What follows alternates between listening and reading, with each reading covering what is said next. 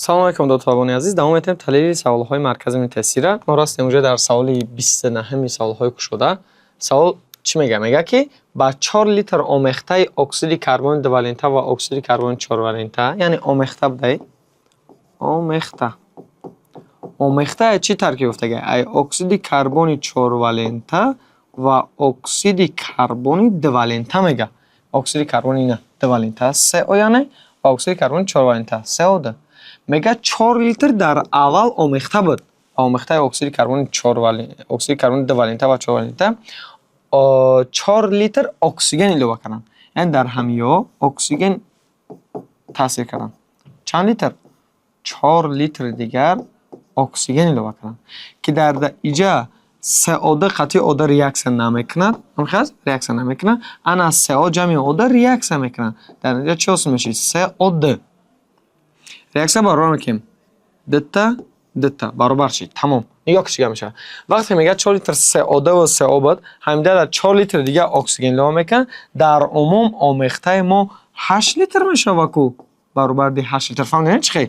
4 литр буд, 4 литр дигар иловаш кан, дар умум 8 литр омехтаи нав ҳосил шид. Амхаз баъд чӣ гап шид? Мега пас аз сӯзондан, вақте ки ҷа реаксия сӯзонданаш, дар ҳамон шароит ҳаҷми омехтаи газҳо ба 7,2 литр баробар шид. яъне чӣ гап буд? Вақте ки 4 литр буд, 4 литр дигар илова карданд, 8 литр шид. Вақте ки реаксия шид, пас аз сӯзондан мега, яъне ҳаҷми омехта ба 7,2 литр баробар шуд.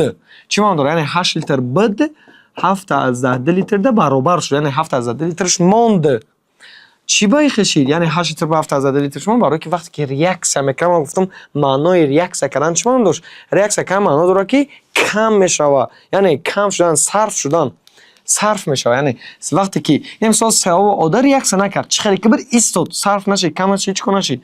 Ана ин CO ва ода вақте ки реаксия кард, CO2 ва ода ё реаксия накард. Ана CO ва ода вақте ки реаксия карданд, дар ҷамъ сарф шуданд ё кам мешаванд.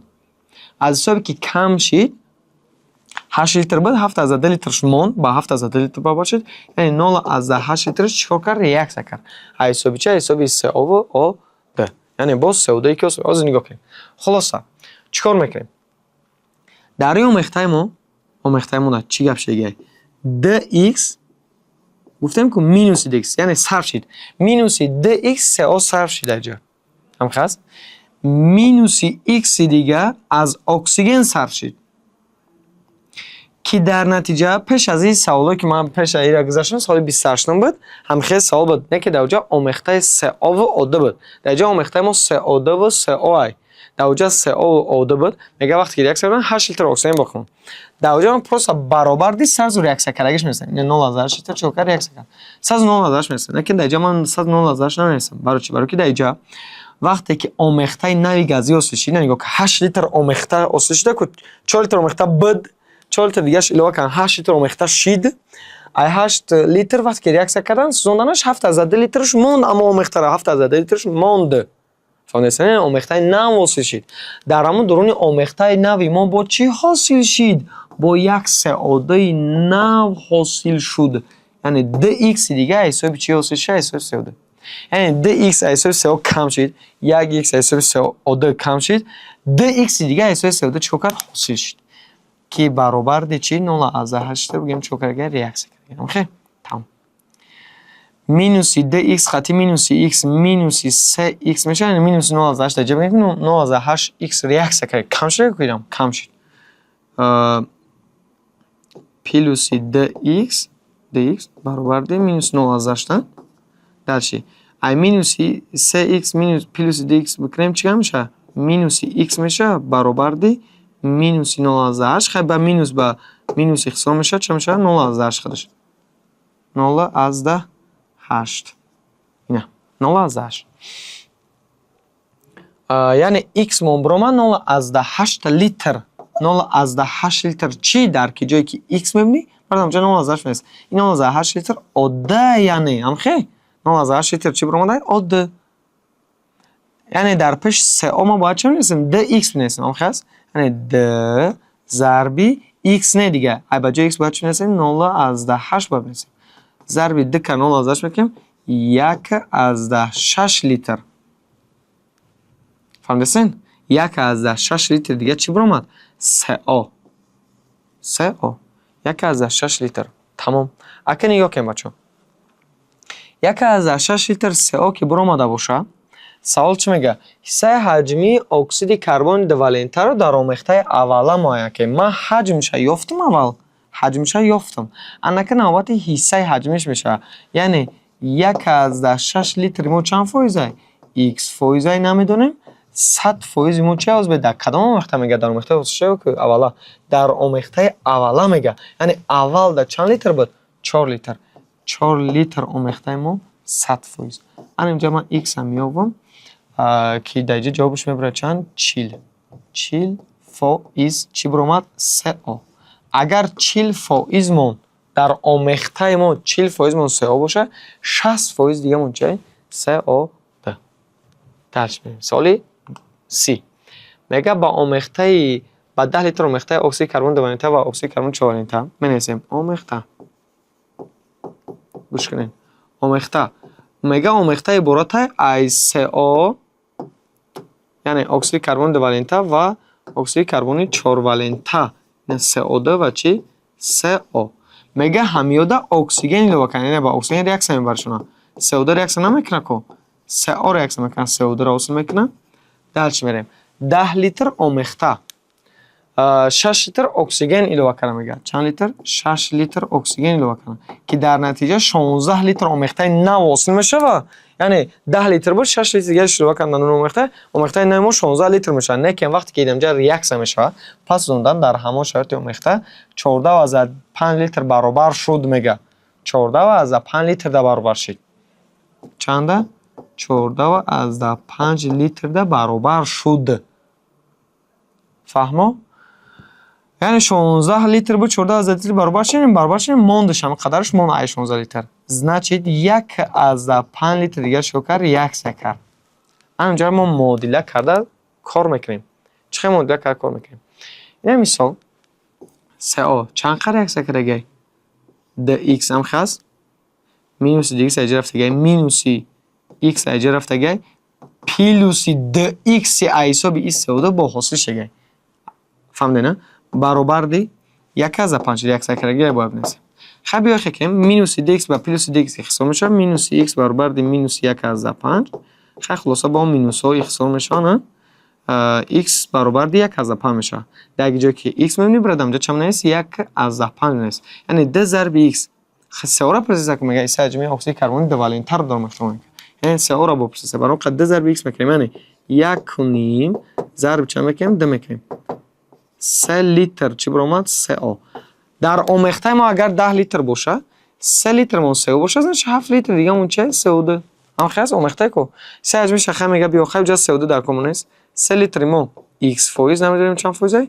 آمیخته اوله ده میگه معین که آمیخته اوله ما چند لیتره؟ 10 لیتر. 10 لیتر آمیخته اوله is 100%. آمیخته اوله از میگه وزن ها وزن اگر آمیخته حاصل شده میگفت آمیخته حاصل شده ما 14 و از 5 لیتره.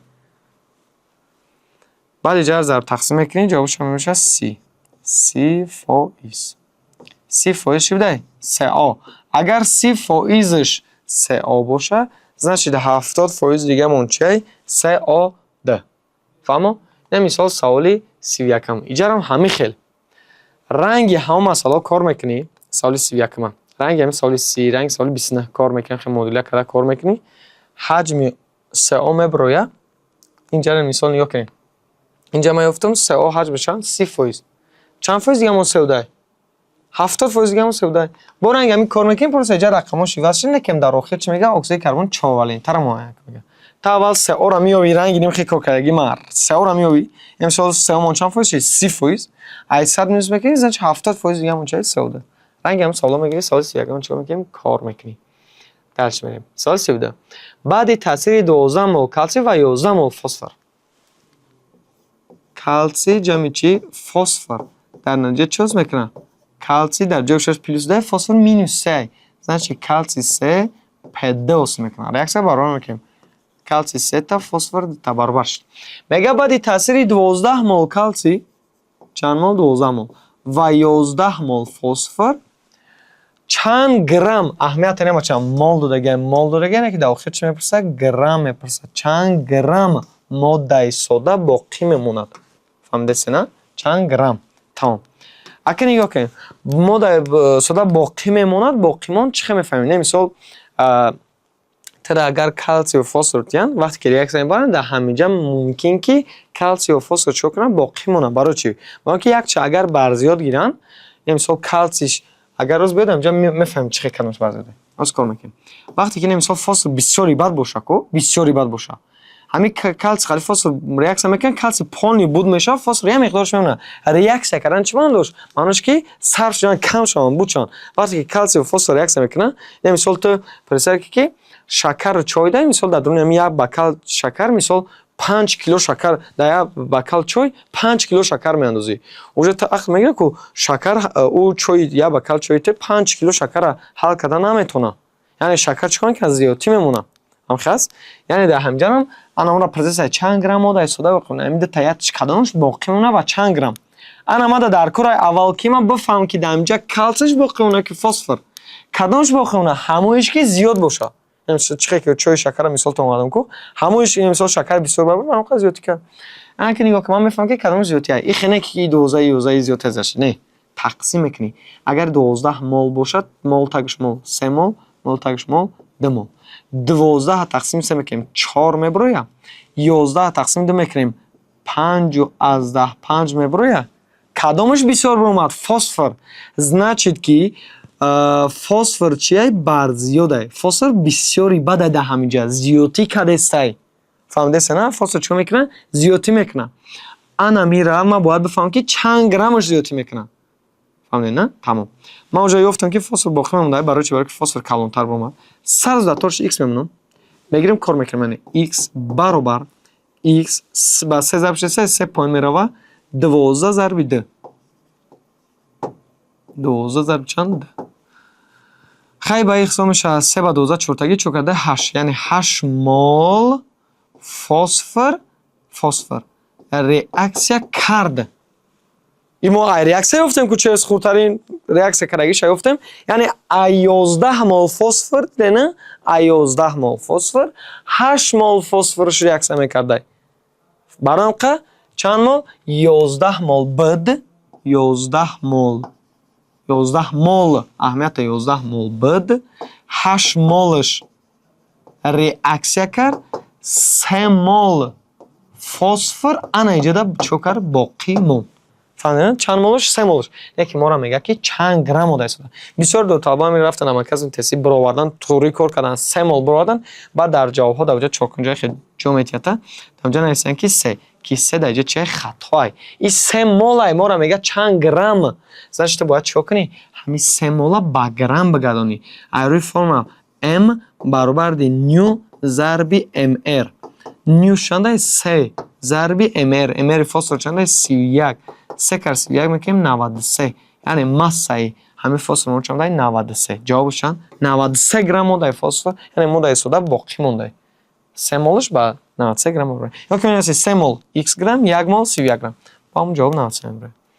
یه بعد سوال 13 سوال 33 برانگ همین آیه طریقه کار میکنیم میگه که 8 مول آلومینی با چی با سولفور ریاکسیا کرده که در اینجا چوز میکنه آلومینی DS3 هم خیلی آلومین DS3 اگه نگاه که آلومین دتا سولفور ستا میگه 8 مول آلومینی و 9 مول سولفور.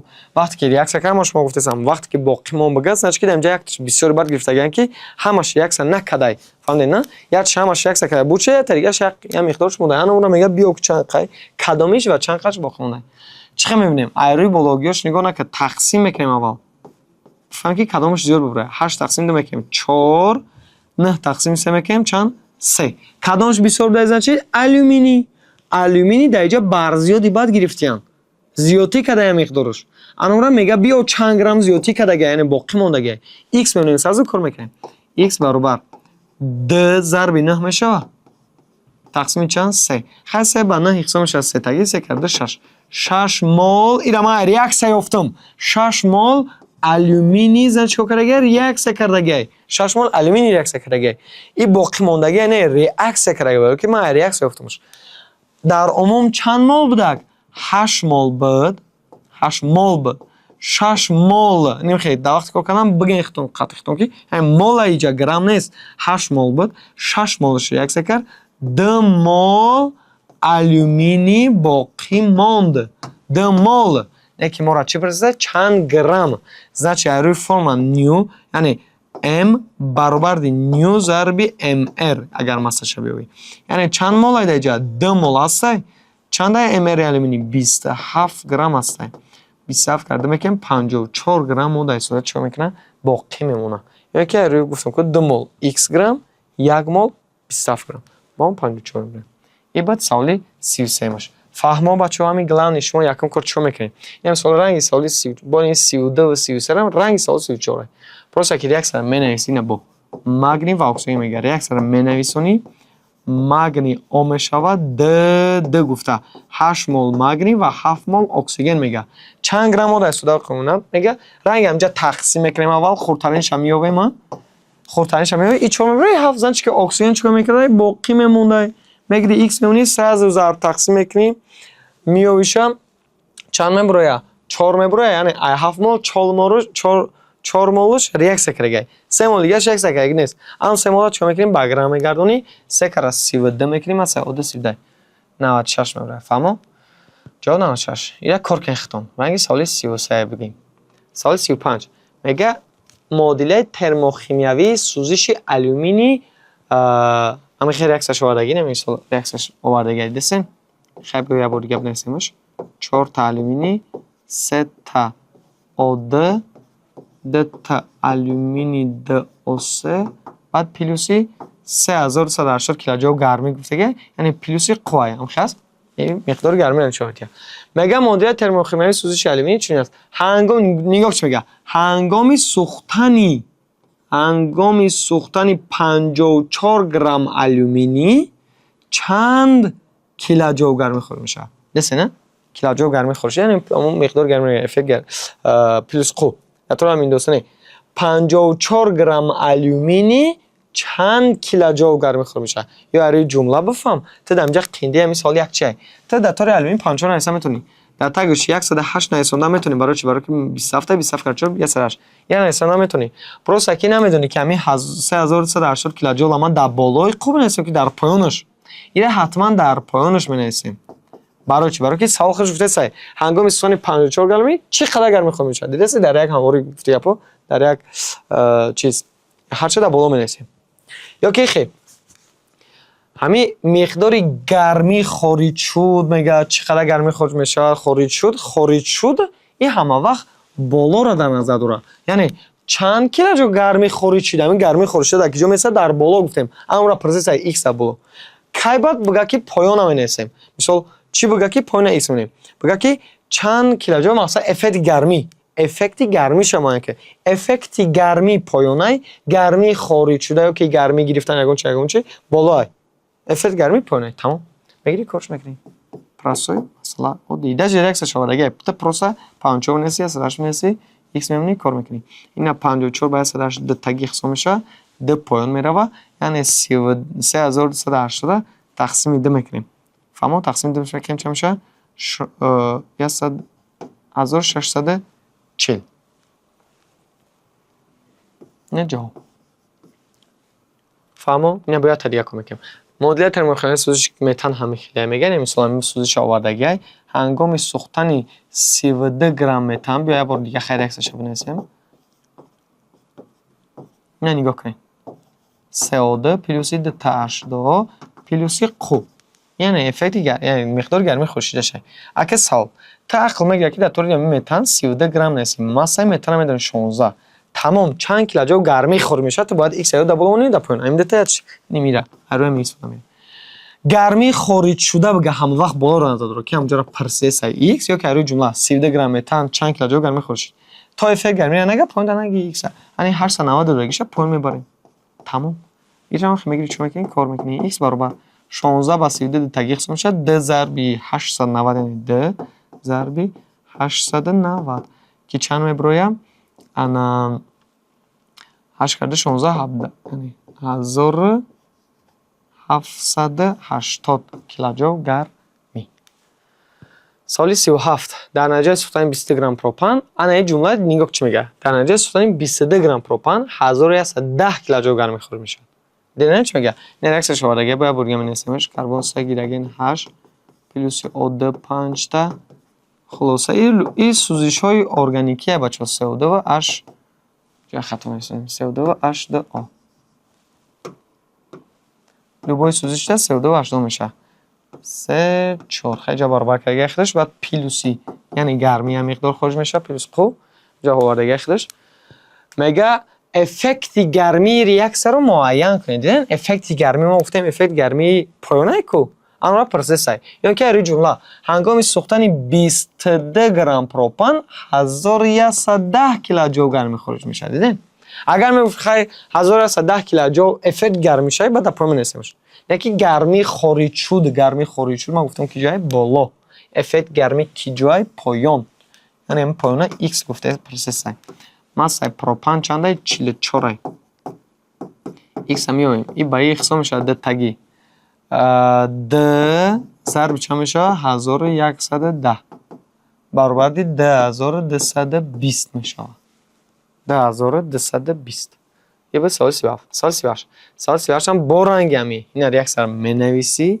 NH4 خیلی می یک سر منویسی خلاصه 64 گرم گیرازین در طور همی گیرازین منویسیم 64 گرم ماسه شایسته میکنیم 32 گرم فهمم 28 گرم چون میکنیم 32 چند کیلوجول گرمی خواهم شد این در بالا منویسیم ای خیلی شده سای 1144 کیلوجول گرمی خواهم شد گرمی خواهم شد اینجا بود بالا اینجا منویسیم 1244 کیلوجول گرمی افکت گرمی پرسیده کنی x پوینت میره تا میره سه بار یه بار خود نویس بگی x بیو ای باید تغییر خو میشه یعنی چی میشه 1144 تقسیم 2 میکنی جوابت میبره سوال 39 آنش با چی میگه مدیریت ترمومتر سوزش اکسید کربن دوالنتین CO پلوس O2 CO2 د پلوس قون یعنی گرمی خارج شده در چی میگه برای گرفتن 1132 کیلوجول گرمی چند گرم اکسید کربن انا برای گرفتنش هم که بگه ایرم در کجا می‌نویسیم در بالا می‌نویسیم 1132 کیلوجول گرمی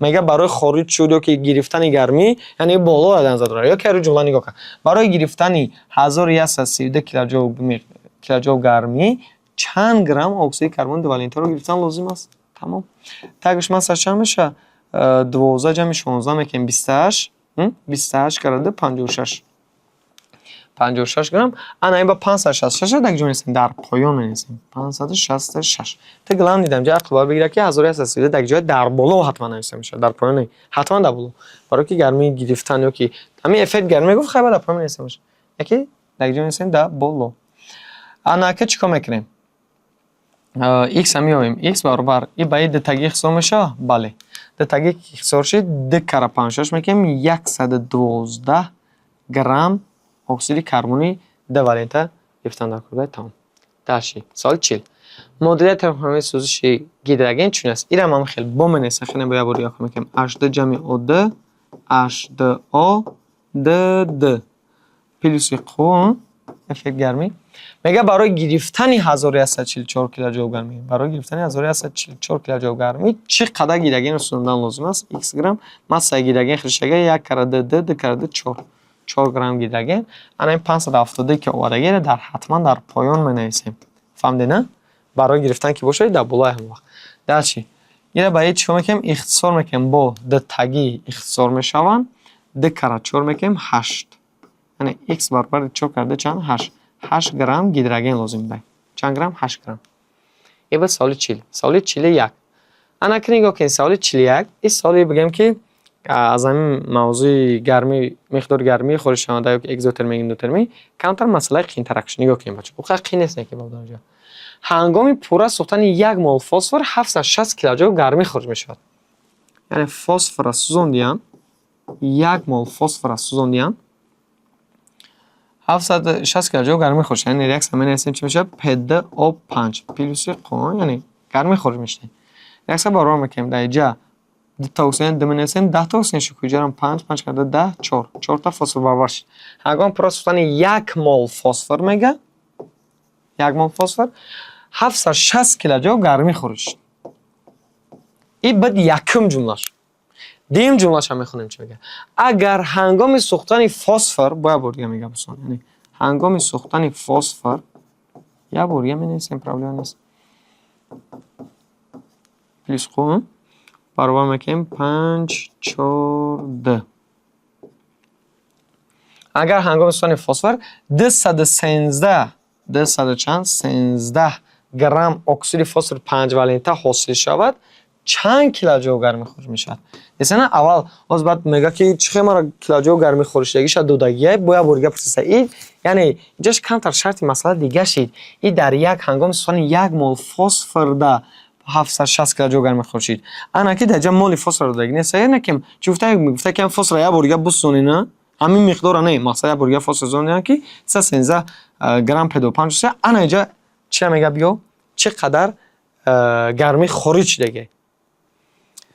تو چیکار کردم میتونی؟ خیلی میتونی که روی ریاکسیون کنی مول تاگش بدجا یا مول بنویسی. اینجا پرایجا تاگش خالیه. اینجا را هیچی x گلانی x مونده اینجا.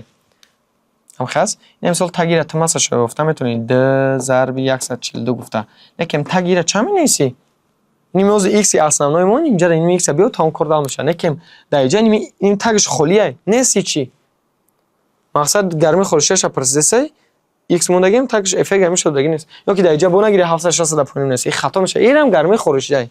بعد سوال اینجا را تارش بگیم نامعلومه باید بیایم تاگش پر نیست. اینجا تارش معلومه تاگش نیست. چیکار میکنیم؟ هر عقلم قدر تاگر بنویسیم گفتگوش اگر بنویسی خیلی کار حل میشه. بیا وجه با گفت من نیم وجه فنی باید چیکار کنی. وقتی که فسفر میسونی نیم قدر گپ گفتگی بخورش 1 مول فسفر 760 اینا منیسی با بورگه میسونی میبرید 313 x جا تاگش خله میگوی نمیتونی عقل میگیره که اینجا میتونی که ریاکس یکمگی افکت گرمی را بیوم یا که نه میتونیم که پیش خودمون افکت گرمیش را بیوم x برابر یعنی چی میشه 1 میمونه 4 ضرب 760 4 ضرب چند 760 4 ضرب 760 میکنیم چند میشه 7 کارا 4 28 یعنی 3040 میبره 3040 کیلوجول می افکت گرمی ایرکس میگه و میتونم که می 3040 افکت گرمی همیره در تگش همین هم بنویسم 3040 در اینجا هم چنده افکت گرمیش 3040 اینه اینجا را گرفتم موندمش تمام که سر x بیو کرک x میویم x برابر 213 ضرب 3040 تقسیمی 2 ضرب 140 2 ضرب چند 140 در اینجا همین ضرب تقسیم شکار میکنین جاوش میبرویا 2280 فهمو 2280 کیلوجول گرمی خورش دیگه ایساچ فهمو یعنی این قدر بوده جاوش گرمی خورش اون 2280 یا که خیلی اینجا طرز آبا میتونی چند تا دیگه میکردی مثال میتونستی که تناسب کنی مثال 413 کیلوجول بگیری مثال چند مول فسفر در اینجا سوندگیان در اینجا یک مول فسفر سوندگیان در اینجا مال بفهمی که در اینجا چند مول فسفر سوندگیان چند مول که یافتی مثال 5 میبره 4 چندی که برامد 1 مول فسفر در اگر 760 کیلوجول گرمی خورش باشه همین x که میگیم مثال 4 میبره 5 میبره چند میبره همون چند کیلوجول گرمی خورش x تمام یا تناسب بوده میکنی کارچ میشه میبره یه به سوال 42 سوال 42 هم برنگ میگه یا برگم نسینه گوش کن میگه هنگام سوختن 1 مول فسفر فسفر میذاریم پده و 5 میشه همخه پلوسی خب یعنی افکت گرمی 1 مول فسفر 760 کیلوجول گرمی خورشی خرش نگفته سه تمام دیم جلو هنگام سوختنی با همین فسفر پلوسی خو میکنیم برابر کنیم انا چند جده 5 4 4 5 ده خلاصه درش میریم 426 گرم اکسید فسفر حاصل شود چند کیلوجول گرمی خورش شود با نمیخواه x دسته نه در یکم گیر 102 مول خیلی مول تاگش مول میره چون میره کجا درشی این خدا دیگه میگه x اینجا بیو x تو گفتم میتونی با شرطی که تگ یمی یگان چی میداد 760 تا خونه داد جب نسی خطا میشه این مثال ما 140 بود 140 ضرب 2 میکنیم انا 284 میشه تو میتونی که چه زمین میافتیش نه که تگ یمی خالی نیست چیکار میکنیم در اینجا میتونم که ай якмгир як ефект гармиша биёвам. Баъд дар поёни ин ефект гарми оном ҷигам нест охи мебура ҷавобш. 4 зарб чанд мекунем 760. 4 зарби 760 мекунем. Чанд мебурам нав истадем 4 зарби 760 3040. 3040 мебура. Значит ефект гарми дар ҷа агар 3040 боша инҷа ҳам ефект гарми чанда 3040 тамом. Бо рангами кор мекунем. Просто ки математика шид и васида уҷа дар ҷа 4 чанд дар ҷа 213 буд. Дар ҷа 426 кардага тамом. Ана ҳамира зарб тақсим мекунем. Инҷаш дар чанд мебура? Яъне 284 поён мерава. 426 зарби 3040 мешава. Ки дар ҷа амҷа зарб тақсим мекунем ҷавобш мебуроям. Амҷа зарб тақсим гуфта мекунем 45 60. Амхе? Яъне 4560. ҷавобмон чамда? 4560 килоҷоул гарми хориҷ мешавад. Ёки бо ранги ҳамон гуфтам ки айҷа моли фосфора метавонӣ биёвӣ не мисол. ҷавобш 4560 ҳал шид. Метавонӣ ки мисол моли фосфора биёвӣ x мол 4 мол хай ба 1/2 та 1/2 6 мол мебарад. Инҷо зарб тақсим мекунем 6 мол фосфор мебарад. Мисол мо уҷа медонем ки дар 1 мол фосфор 700 не мисол. Дар 1 мол фосфор чанд қадр миқдор гарми хориҷ шуда 760. Ана дар x ҳам меояд дар ҷаи x мон 4 мол чанд мол гуфтам? X мон 6 мол мебарояд 6 мол. Фаҳмидед? 6 мол мебарояд гарми ҷа фосфора биёвӣ 6 мол фосфорда намедонем чанд килоҷоул гарми хориҷ шуда x тамом. Ҳамин ҷаро зарб ки мебарояд 4560. 4560 не тарзи роҳи дигарш. 4560. Савол нест, савол нест. Не, осонай. Яъне барои чӣ гуфтам ихтикор камеша? Яъне як охир як бор аҳамияте 1 мол фосфор расондиан 760 килоҷоул гарми хориҷ шуда. Просто дар ҷаи бояд 6 мол фосфор нагуфтаитон нафаҳмидед? Камтарак камтарак сола қиёнтар кардаен масса 55 додага. То метавонед через 55 моли фосфора биёвӣ як борга. Яъне 1 молаш агар 760 бошад, значит 6 молаш да x 4560 мебарад. Ёки бо ҳамин роҳи пештақати охи эффект гармиро биё дар таги мо биги кор бубура. Савол 43. Ирам ранги ҳами бо. Просто ки дар ҷа фосфора тарзи ҳамон бо ранги ҳамон меша просто дар ҷа чикор кард? Я 31 грамм фосфор гуфта 2.5 мол оксиди фосфори 5 мл. Тарзи ранги ҳами ай. Метавонӣ ки якмгир як эффект гармиша биёвӣ дар таги мо никор кунӣ ё ин ки моли фосфора биёвӣ чико кунӣ кор кунӣ. Фаҳмо? Ирам ягон ранги ҳами ягон фарқияти дига надорад. Ирам гармии хориҷшудара процессай яъне ҳамон x а. Тамом? Яъне ин буд саволи 43. Ташаккур ба диққататон. Давоми видеоро интизор бошед.